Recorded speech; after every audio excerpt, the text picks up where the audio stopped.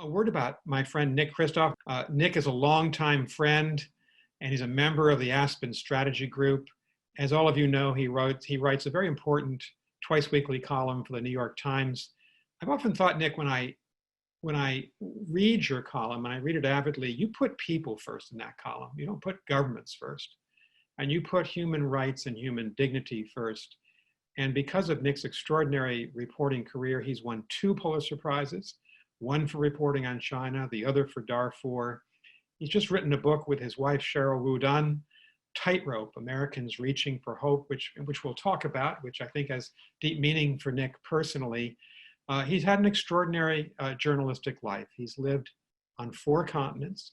He's traveled to 160 countries. And his biography says, quote, he has survived unpleasant encounters with mobs, malaria, and an African airplane crash. I'm sure we'll hear about that. Nick, before we get into our topic of hope and your recent book, I'm just curious. I've known you for a long time. I've never asked you, what got you interested in journalism as a young man? Well, my journalism career was born here in Yamhill, Oregon. I'm on the family farm right now in Yamhill. And in the 8th grade, there was an organizational meeting to organize a school newspaper. And I hadn't really thought of journalism. I didn't go to the meeting, but a bunch of people did, and they all wanted to be on a school paper, but none of them wanted the burden of editing it. And so they chose me as editor in absentia. And my journalism career was born, and I loved it. In high school, I began working for the local community newspaper, and I loved both the aesthetic pleasure of writing, and also the sense of, this is an outlet, a way to bring about change. This was the aftermath of Woodward and Bernstein and Watergate. Right. And also, when you're 16, there is no better way to impress other 16-year-old girls than to be writing for the local newspaper. And so I came to really love journalism. Well, the true motive comes out in that statement. and Nick, you and I have a very good mutual friend, David Sanger. Did you and David meet on the Harvard Crimson staff? We met at the beginning of fall freshman year. There was an organizational meeting for the competition to get on the Crimson, and there we were. And we've been good friends ever since. David was best man at my wedding. Very good. So, ladies and gentlemen, Nick and I decided that we wanted to have this session about hope, a conversation about hope. I was so intrigued when I read Nick's July 19th column in the New York Times about hope. And I think both of us believe in this radical notion that despite all the problems we're facing, the pandemic, the economic crisis, the racial crisis, the leadership crisis, there are hopeful global trend lines. And Nick knows that in my Great Powers class at Harvard Kennedy School, I have multinational classes, usually 16 to 20 different nationalities in one class of 50 or 60 students. I always poll the students at the end of the course. And the course is about the US-China rivalry and nuclear weapons and war in the Middle East. What are you hopeful about? Where are the analytical trend lines that would lead us to believe that we can actually improve the human condition? And my millennial students never fail to give me inspiration, Nick, that they believe they can cure cancer. They believe that they can create a carbon-free world. They say this by 2050. And so you wrote this marvelous column in the New York Times. And I'll just read everybody, and I've got it right here. We interrupt this gloom to offer hope. Nick, what led you to that column? So, it was a couple of things. One is really a sense that the U.S., a deep frustration over some time that the U.S. really for the last 50 years has taken a wrong path. That, we talked about American exceptionalism, but actually until the 1970s, the U.S. in many ways was fairly similar to Europe and Canada. Our life expectancy, our health metrics, were similar to those of Europe. Our high school graduation rate was best in the world. And it was really since the 1970s that we began to underperform in healthcare, in education, in inequality. And this has weighed on me partly because this town that I come from, and I'm now in Yamhill, Oregon, has been indicative of that. It's a working class farming community. A quarter of the kids on my old school bus are now gone from these deaths of despair, drugs, alcohol, and suicide. And, I've often thought that if they had grown up in Canada or somewhere in Europe, they might well be alive today.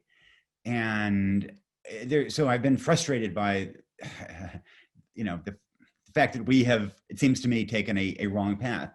And yet, really, just in the last year, I've begun to think that actually now maybe there is hope of really choosing a new and better path. And I think that COVID-19 has made it very apparent to people that when you don't have universal health care, there are real costs to everybody. It's in times of chronic disease, then only the disease sufferers pay the toll. At a time of infectious disease, we all suffer. Likewise, the fact that we're the only country in the advanced world that doesn't have paid sick leave. Again, at a time of infectious disease, the burdens of that are more apparent to everybody. And likewise, I look at polling on Black Lives Matter and how much it has changed. The fact that in some polls, a majority of white citizens say they agree with the aims of Black Lives Matter, huge increase from the past. And, I guess I've also been struck that, history moves in cycles. Arthur Schlesinger talked about these cycles of history. And I wondered if that cycle from the 1970s isn't already in a process of shifting. When Kansas voters, rebelled at tax cuts, and Kansas Republicans said, tax us more so we can invest in education. I kind of wondered if that may not be remembered as a turning point in that long cycle. So I think, this fall we have a chance, the way America did in the 1932 election, to, it may not quite be a New Deal, but something in that direction that begins to address a lot of the inadequacies of our society. So the book that you and Cheryl wrote, and obviously had planned well before the current pandemic, coincides with the pandemic. I mean, if I could just ask you, what a terrible thing for you and everybody associated with your community that so many of your contemporaries have not lived because the social safety net didn't catch them, or because of the conditions of life in the United States. And we've seen in the pandemic, the gross income inequality in our country, that healthcare vanishes if it's attached to your job, not to your person. And so your book and the pandemic in a way have really overlapped, integrated. And so as you talk about the book, you've got real live examples today of what's happening to America. That's right. And of course, in many ways, as you suggest, Nick, I mean, the pandemic has magnified those inequities and magnified the toll. One of the families we write about in Tightrope was the Knapp family, who grew up. They got on the bus stop right after I did, 5 kids. The oldest was my year, and 4 of them passed away. Before we wrote the book, and the lone survivor, Keelan Knapp, had survived because he spent 13 years in the Oregon State Penitentiary. And then after COVID began, actually, this spring, he died of a heroin overdose.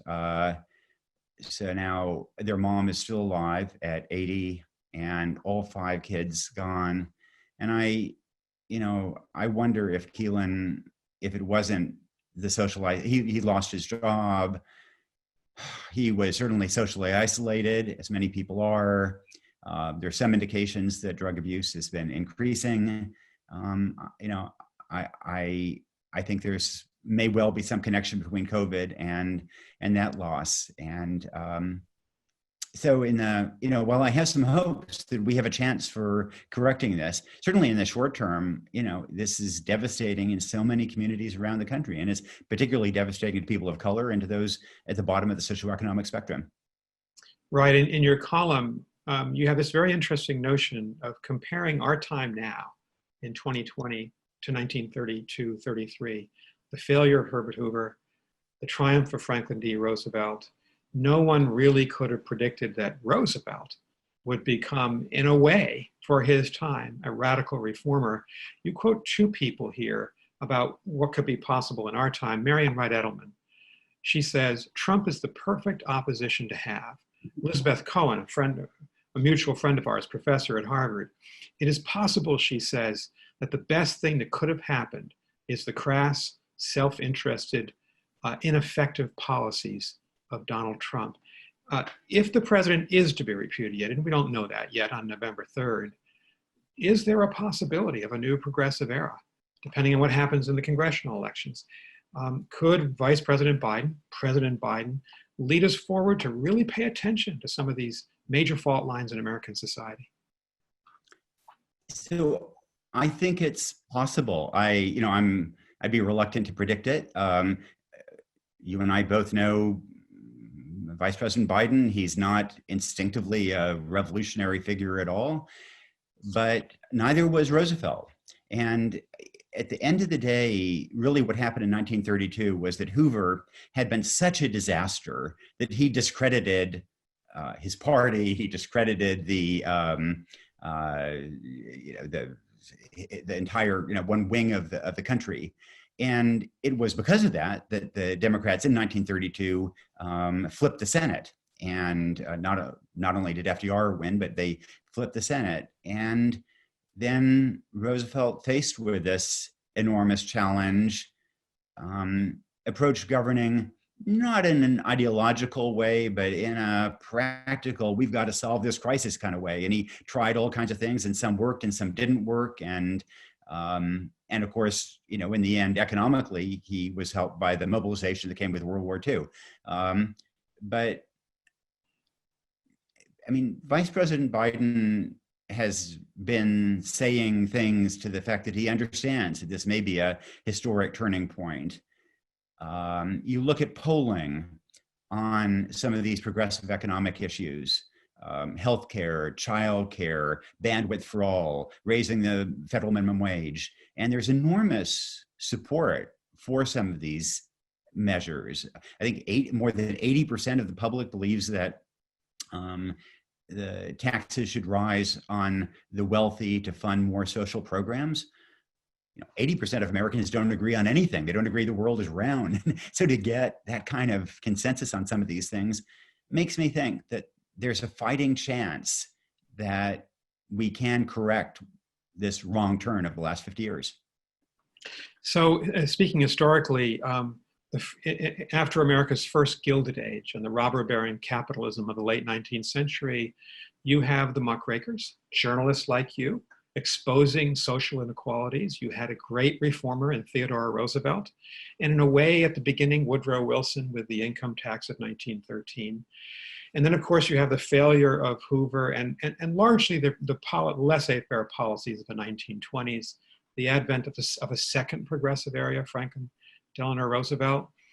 Are we at as a journalist, do you think, are we at such an inflection point? We've gone through a period of extraordinary prosperity for the upper limits of American society, the extremely wealthy people, but not for the middle class, certainly not for low-income Americans. Are we at such a point? I think that we may be, in the sense that so much of the path that we've been on has been completely discredited in the way that Hoover's laissez-faire policies were discredited at the time. There was a poll that I quoted in that Hope column that noted, I may misremember, it was something like only 16% of Americans said they felt proud of the US, in a country where, of course, patriotism and pride has always been something that has been central to this country's ideology. And in a strange way, in 2016, you saw both on left and right, you saw this support for Bernie Sanders and support for Trump, this sense that the system is not working, that we have to do new things. And I think that a lot of the country recognizes that something is profoundly wrong, that we have to try new policies. And I boy, I hope that we take advantage of this moment. I think it's entirely possible that, if the Senate doesn't go Democratic, then we'll just have paralysis for 4 years. I mean, there are all kinds of things that could go wrong. But do we have a chance, as the US had in 1932, 33? Boy, I think we just may, and it may be a better chance than we had in recent years. What do you think, Nick? I think you're right. I mean, you quote Vice President Biden, who said recently, "I do think we've reached a point, a real inflection in American history." I think a lot of us are trying to think back to earlier times when the American people rose up in a way and said, we want a stronger and better and more inclusive government. We want social security. We want, in the 1930s, we want civil rights, the Voting Rights Act and the Civil Rights Acts of the mid-1960s. We want health insurance that leads you to Barack Obama and Obamacare. So I do think, Nick, that there's something there. A lot of people saying, and here's my next question for you, Nick. A lot of people will say, but we're so divided, red, blue, north, south, urban, rural. How can we possibly get anything done? But you say something that Condi Rice echoed this morning. You said in your column, well, we may have been much more divided in the 1960s. You and I were both young boys, really, grammar school boys, elementary school boys. Martin Luther King killed, Robert Kennedy killed within 6 weeks of each other, the Vietnam War, the race riots, the incredible violence in American society, the weathermen from the left. Was that a more difficult time for us? So in 1968, I turned 9 years old, so I'm not a great commentator, but certainly in talking to the cohort that is just a little bit older than us, I'm struck by how toxic relations were between the boomers and their parents, and how many boomers thought that their parents were, vicious murderers who were supporting massacres in Vietnam and completely immoral. I mean, while the parents' generation thought that their kids were utterly immoral and going to destroy the United States, in a way, I mean, those divisions at the dinner table were toxic in a way that is not true now. And, even if you go back to 1932, 33, I don't know that we fully appreciate how much hostility there was to Roosevelt, both from the left, from the Huey Longs of the world, and from the right, the Father Coughlins of right. The world, the Supreme Court, the degree to which it blocked him early on. That also was a time of polarization. A lot of people thought that Roosevelt was communist, et cetera. And despite that, we got an awful lot done. He certainly did. And I think most historians would say that Roosevelt is right up there with Lincoln and Washington, probably as our greatest president, because of what he did to help our parents' generation through the Great Depression and the Second World War. Just say something about that too. So there's been this narrative. It seems to me that kind of one of the big problems in the US has not been that we don't have the tools, that we don't have the resources. In many ways, it's been the narrative. It's been a narrative that government can't do anything right. And it's been a narrative that it's all about personal responsibility, and that is fundamentally what determines outcomes. And here in a rural area that has been hurt so badly over the last few decades, I'm struck that it was transformed by progressive government policies. The whole reason people came here on the Oregon Trail was because of a program for the disadvantaged, the Homestead Acts, which had its own issues with Native Americans, but was a way of turning landless Americans into middle-class families. And then the rural electrification completely transformed areas like this, the GI Bill of Rights. So it was programs like that that invested in the human capital of Americans. It created a middle class that had enormous returns. And yet now we seem to have forgotten the role of those programs, and we focus on personal responsibility in a way that to me seems myopic. I want to say to the many people who are watching this, we're going to get to your questions. I already see 4 people who are lining up to ask questions. Nick, I've got 2 more questions for you, and then we'll go to our guests. So when I poll my students, I've been doing this for 5 or 6 years. It's interesting. These are students from all over the world, majority American, but lots of different nationalities. They're remarkably consistent in what they tell me that they're hopeful about. And these are analytical trend lines. They say in the last poll in May, we have lifted more than 1 billion people out of poverty in the last 40 years. Why can't we double that for the next 40 years? They say, despite the pandemic, the extraordinary progress on polio, it's going to be eradicated, we hope, the next 4 or 5 years. Bill Gates says that he thinks malaria can be eradicated in our lifetime. 500,000 children died in Africa last year under the age of 5 from malaria.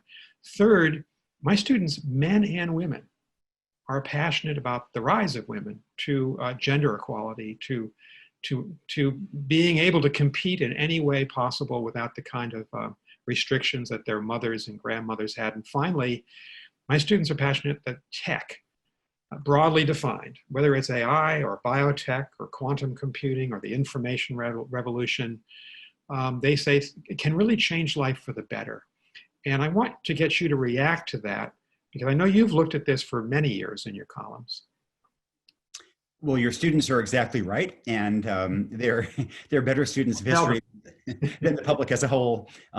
In polls, up to 90% of Americans say that global poverty is either stuck or getting worse. And in fact, as you suggest, the world has been transformed. When you and I were born, a majority of human beings had always been in extreme poverty, had always been illiterate, and more than and about 1/4 of kids died before age 5. And now we are down to fewer than 10% of people living in extreme poverty. 4% of kids die by age 5. Now we're up, heading toward 90% literacy. Every day over the last couple of decades, another 325,000 people have gotten electricity for the first time. You just think what that does, 325,000 people getting electricity for the first time, another 200,000 getting plumbing for the first time. Every day in recent years, another 600,000 people have gotten online for the first time, which goes to the tech transformation that you mentioned. Right. The more people worldwide now have mobile phones than have toilets. And mobile phones are important not just as communications devices, but as a banking system. In many places, it's hard to get a bank account, but you can store money on your phone. And the only other alternative is to buy chickens, and that's how you store money. And it's so much more convenient to store money on a mobile phone and to save that way. And so, as you suggest, COVID is going to challenge these gains. There is going to be, we are going to go backward for a little bit, but I don't think that this fundamental narrative of progress is going to be reversed for long by COVID-19 or by climate change, which will be another factor that will test it. And likewise, the rise of women. The historically. And you've written about that with your wife, Cheryl. That's right. We wrote a book called Half the Sky. Girls' education in particular was something that was always very secondary, and I think nothing is more transformative than educating girls. And now in elementary schools worldwide, there's virtually no gender gap in primary education. There still is in secondary education and in tertiary education.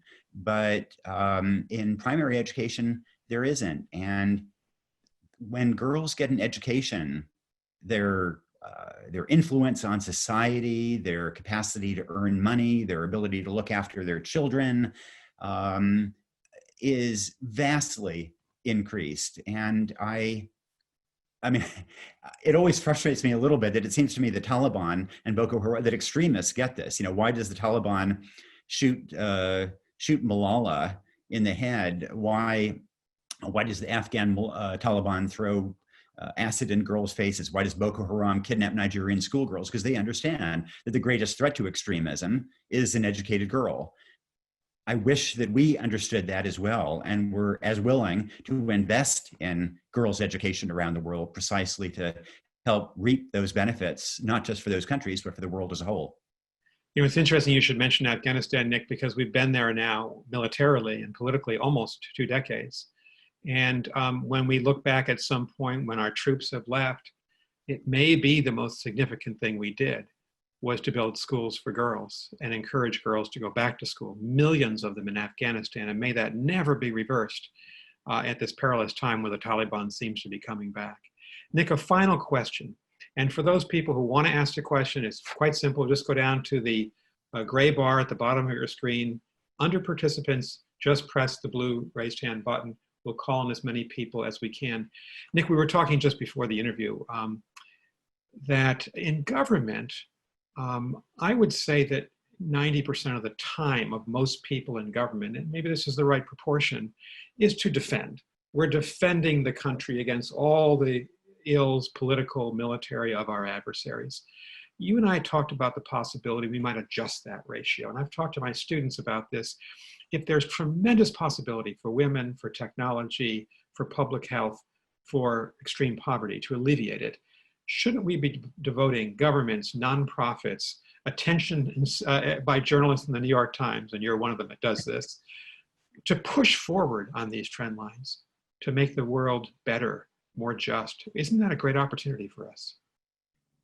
What was the Bobby Kennedy quote? Or I think he was quoting George Bernard Shaw about some things they are and ask why. I dream of things that never were and ask why not. I think that is, I think the government could step into that a little more. And indeed, when one thinks about the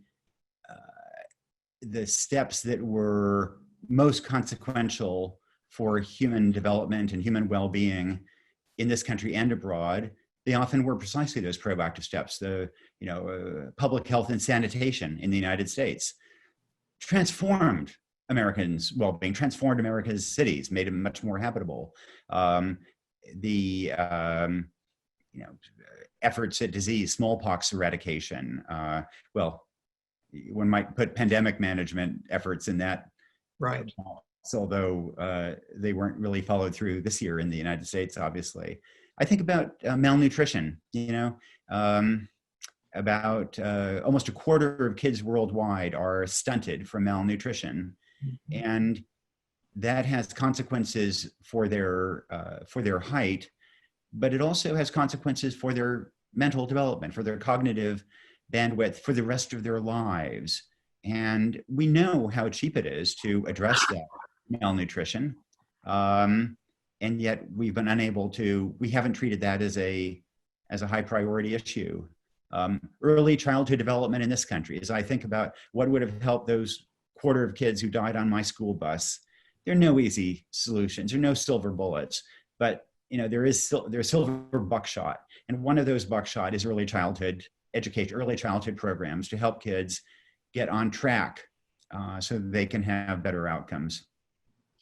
Nick, I said at the beginning, I meant it quite sincerely, you're one of the few people I know, you have a big voice, there you are in the New York Times with a column, who really are putting people first, particularly the less fortunate first, and you're shining a bright light on the problem. So thank you for doing that for our society and for the world. And let's go to questions. A good friend, Ambassador Tom Korologos, came out of the Rocky Mountains in Utah and achieved fame in Washington. Tom, you're next. There's going to be a little bit of a delay between saying that, inviting Tom, and hearing him. Tom Korologos.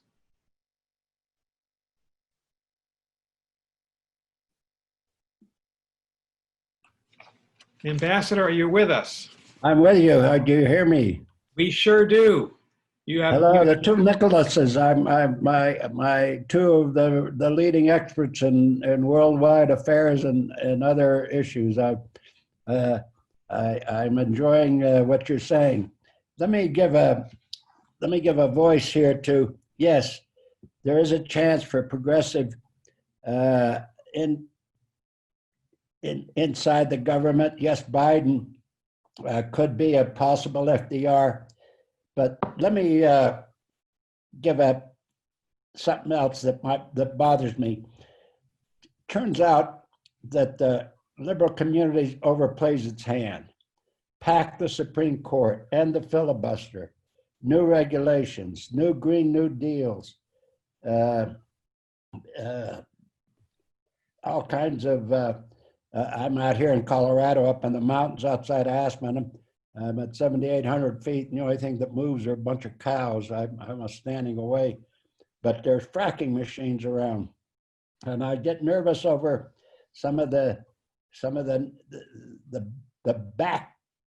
backlash to any of these programs. It's gonna, what I'm trying to say is don't overplay your hand. Yeah, I admit to a lot of the things that you say, but I get nervous over overdoing it on the progressive side. I'm a Republican conservative fuss budget. I'm not sure I know who to vote for, but that's my speech, and thank you for what you're both doing. You're two neat guys, and I like you. You've done so much for the United States, and I saw you when you were ambassador to Belgium. I know how much you did, so thank you for that question for Nick, Kristof. Nick. Well, thanks for a good question. And I share your concern about the capacity for progressives to bungle things. And, you know, frankly, I think they did in 2016. And if those progressives who had voted for Jill Stein had instead voted for Hillary Clinton in 2016, then we would be in the Clinton presidency right now. I mean, overreaching is something that both parties do, but I mean, I share your concern that this may well happen. I think one of the things that I worry about in particular in the next few months toward the election is that so many liberals are so disgusted by President Trump that they likewise feel nothing but outrage and disgust for any Trump voter. And they've tended to label them all as bigots and racists. And it is really hard to win votes from people whom you're denouncing as racist and bigots. And it's important to win some of those votes, not only for the president, but also for Senate seats. And you know, those 8 million people who had voted for President Obama in 2012 and then voted for Trump in 2016, it's important to win them back. And I hope that Democratic voters will fight for those votes rather than scorn them or condescend to them. Thank you, Nick. Thank you, Tom. Let's go to, and I hope I'm not mispronouncing your name, Vegan Jyoti.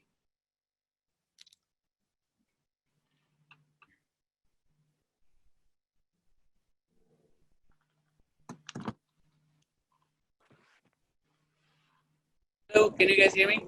Yeah, we hear you fine. Thank you so much. Thank you, Mr. Kristof, for your work in social justice and for emphasizing personal responsibility in your awesome book title. Thanks also for encouraging local, sustainable eating as part of Kristof Farms. I appreciate you speaking about chicken abuse in your 2015 New York Times article. So given the current pandemic, which came from animal slaughter, and several people who are now forced to work in these animal slaughterhouses due to Defense Production Act, should we promote compassionate plant-based lifestyle to folks to eat healthy, address malnutrition, reduce their disease burden, and lower their greenhouse footprint and support social justice?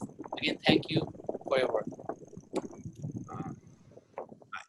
I'm afraid you were a little garbled there, and I caught bits of it, but Nick, did you get the overall thrust of that?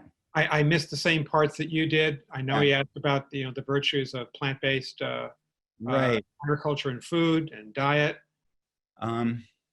Yeah, plant-based lifestyle to eat healthy and reduce disease burden and reduce the greenhouse footprint. Okay. There you go. Thank you, Vegan. Thank you. Thank you.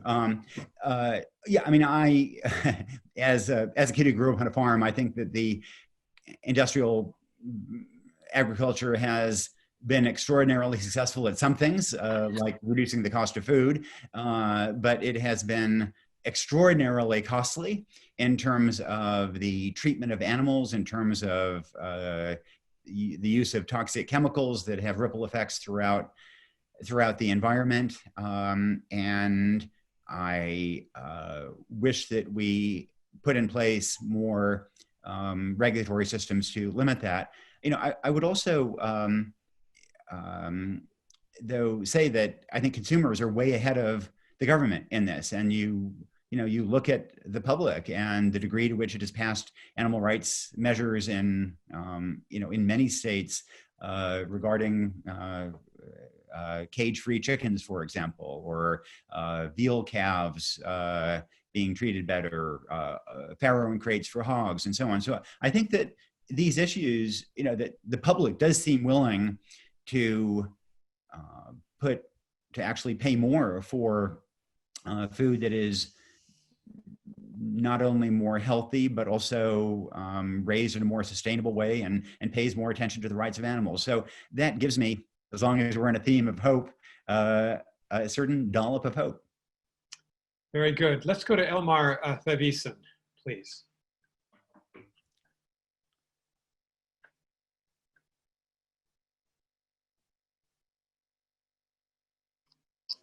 Okay, can you hear me? Yes, we can. Thank you very much. Wonderful. Thank you, Nick and Nick, for sharing your thoughts with us. Elmar Thavisen with ZDF German TV. I really share your hope a lot because traveling through the country, talking to people, having reported on the Better Angels Foundation, for example, where they try to bring together the red and the blue.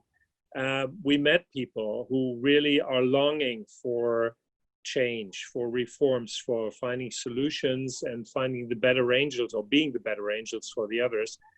But being German, I have a question which somehow is more pessimistic. What happens if Trump wins a second term?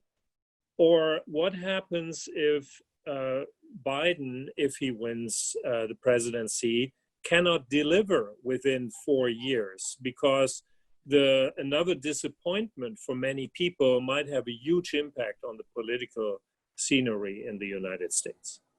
Nick, I'll just tell Elmar that this morning when John Bolton interviewed for the Aspen Security Forum, he said he thought, and I think he said he feared, that if President Trump was reelected, he might actually take us out of NATO. And as a former ambassador to NATO, and Elmar, I'm great admirer of Germany and Chancellor Angela Merkel. What a disaster that would be for the United States.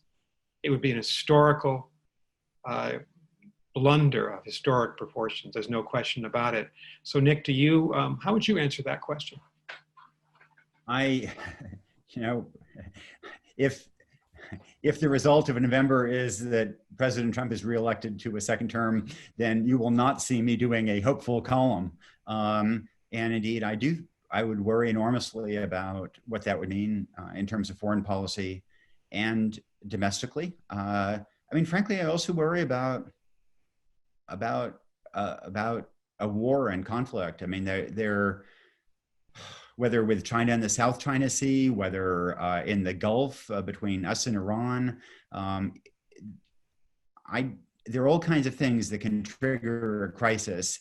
And I don't have full confidence in our ability to manage and de-escalate such a crisis while President Trump is in office.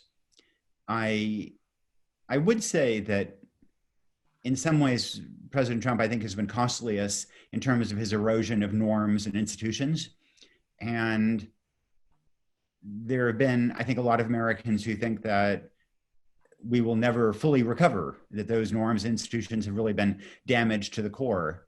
I don't think that that is right if this is a 4-year process.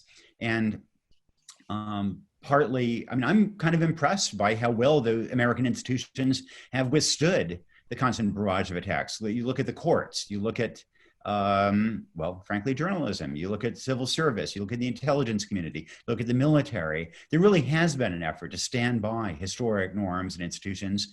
And so for 4 years, they've survived. 8 years, I think, would be a much deeper challenge. And I think that would be a catastrophe. And Nick and Elmore, I worry about some of our institutions in Washington, the abuse of the Justice Department by the Trump administration, the abuse of the State Department, my old home where I served 27 years, and the exodus of officers and the president calling the State Department and Foreign Service the deep state. mean, what could be more crippling to morale than that? So a lot to think about, Elmar, and thank you very much for your question. Let's go to Chris Bastian.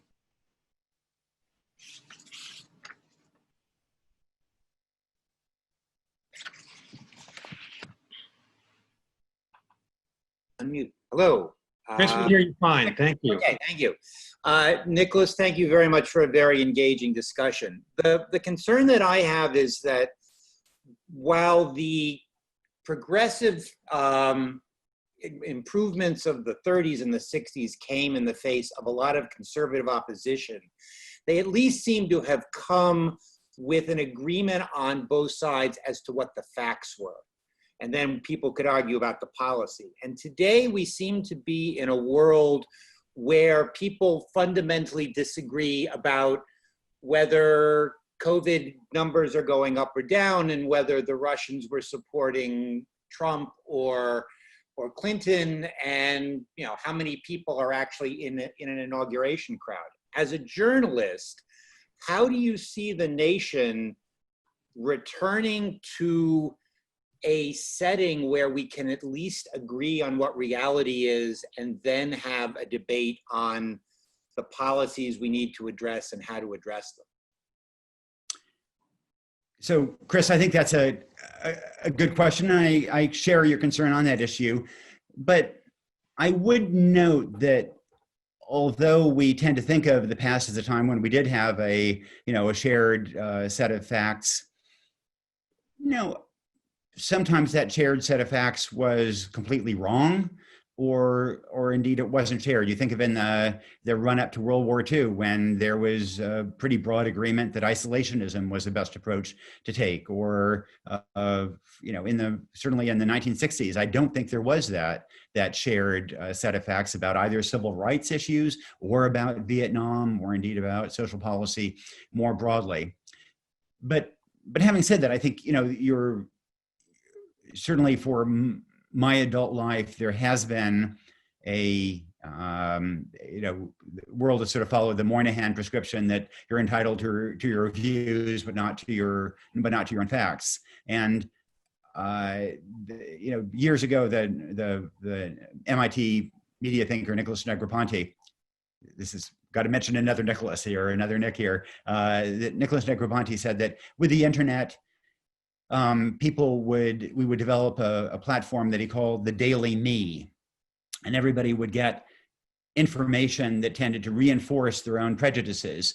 And I think that has in fact come to pass, and that we all do get a form of the Daily Me in some way. And we also tend to be more segregated by politics these days than we were a generation ago.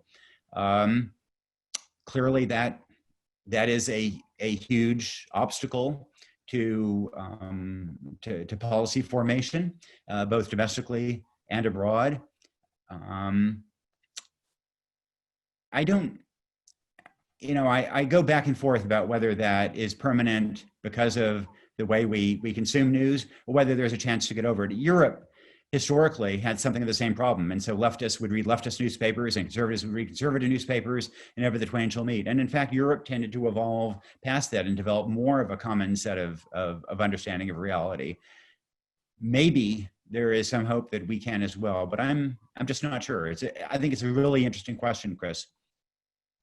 So we have time, maybe, Nick, for one more question and a brief answer. And Jeannie Nguyen has been waiting, so let's try to get her in.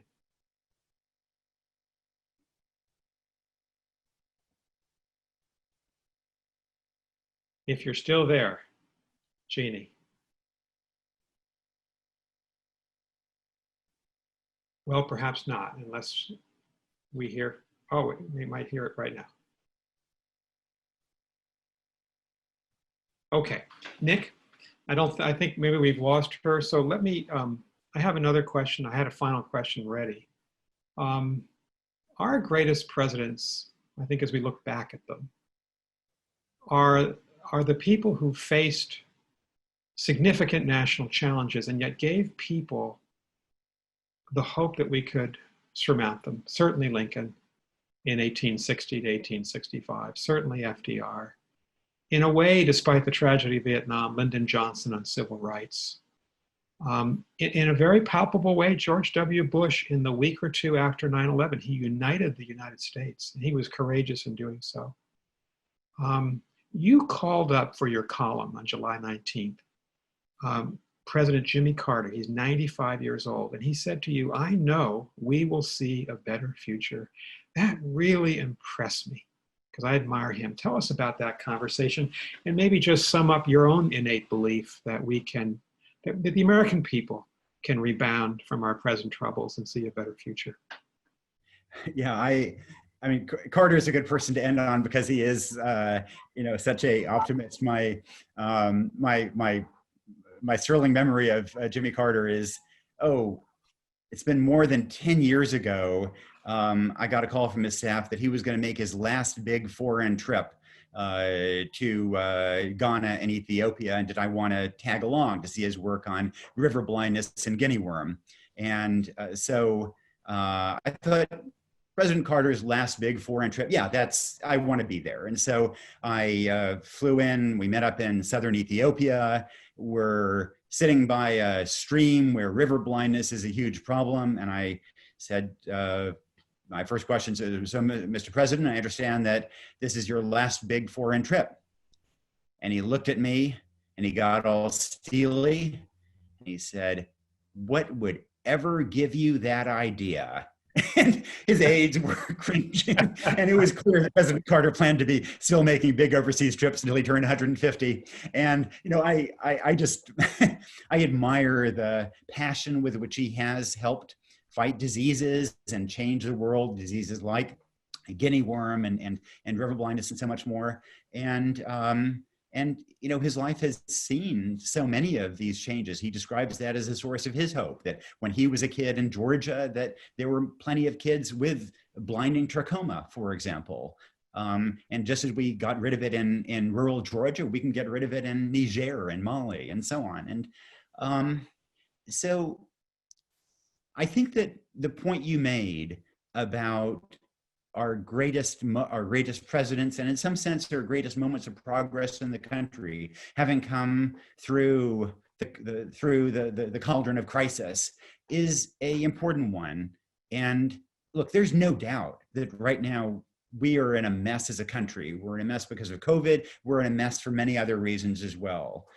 But it may be precisely that messiness that so discredits the path we are on, that then helps lead us to jump to new and better policies. And we have the toolbox. We can look at what other countries do. They're on healthcare, there are multi-payer systems, there are single-payer systems. There are a lot of approaches. There are early childhood programs. There are plenty of ways in which we can make this a better world.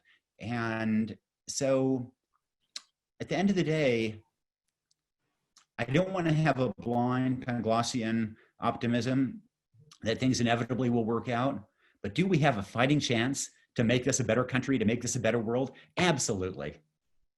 Nick, you have fulfilled all of our expectations. We wanted, at this very difficult time in American history, we wanted you to talk about why we might also be hopeful that the end is not near, that the American story continues, and hopefully a better America. You've given us that hope. Thanks so much, Nick. Thanks for all you do, Nick. Have a great hiking expedition with your family too. I'll do that. Thanks, Nick.